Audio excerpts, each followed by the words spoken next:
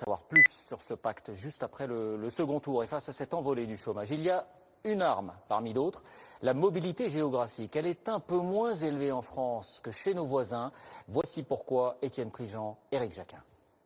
Tu peux me donner les disponibilités pour ce soir Aujourd'hui, il est responsable de réservation dans cet établissement lyonnais. Un poste en CDI que Mathieu Rocher a longtemps espéré après des débuts difficiles dans l'hôtellerie à Clermont-Ferrand. C'était des petits contrats, pas très rémunérateurs, donc une vie finalement un petit peu précaire, j'ai envie de dire, toujours difficile d'arriver aux fins de mois. La seule solution pour Mathieu Rocher, c'était donc de déménager. D'abord à Chamonix, puis Londres, Genève, Saint-Barthélemy et finalement ici à Lyon. C'est un hôtel 4 étoiles de 84 chambres avec 500 mètres carrés d'espace séminaire. C'est un petit peu dur de quitter la région qu'on aime, les gens avec qui on a grandi, sa famille, etc. Et après, je pense que professionnellement, on est tous contraints de faire des choix et si on souhaite avancer, il faut en passer certainement par cette situation. La mobilité professionnelle, une chance, une prise de risque aussi qui affecte forcément les conditions de vie. Le petit Clément, par exemple, est arrivé tout récemment dans le foyer.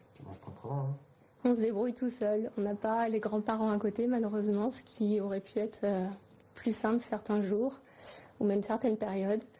Là, on se débrouille. Les enfants. En Europe, les femmes françaises sont parmi celles qui en ont le plus. Et c'est un des deux critères objectifs qui explique notamment pourquoi nous sommes finalement peu mobiles professionnellement. Et puis deuxième critère, culturel, en couple, 7 femmes sur 10 travaillent en France contre 5 en Italie, 4 en Allemagne. Et évidemment, lorsqu'il s'agit de déménager, c'est toujours plus compliqué de trouver 2 emplois dans le même secteur. Compliqué à moins d'en faire une stratégie. Éric Abdelhamid, né à Brest, est par exemple devenu recruteur pour des sociétés internationales après plusieurs vies professionnelles. On a vécu Paris, bien entendu, Rennes, Lyon. Mais aussi 7, Bastia, la Sicile, Londres. En tout 14 déménagements, presque autant d'emplois différents et une famille qui a su rester soudée, portée par cette philosophie de vie.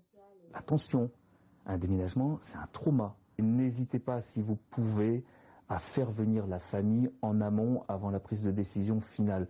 C'est indispensable.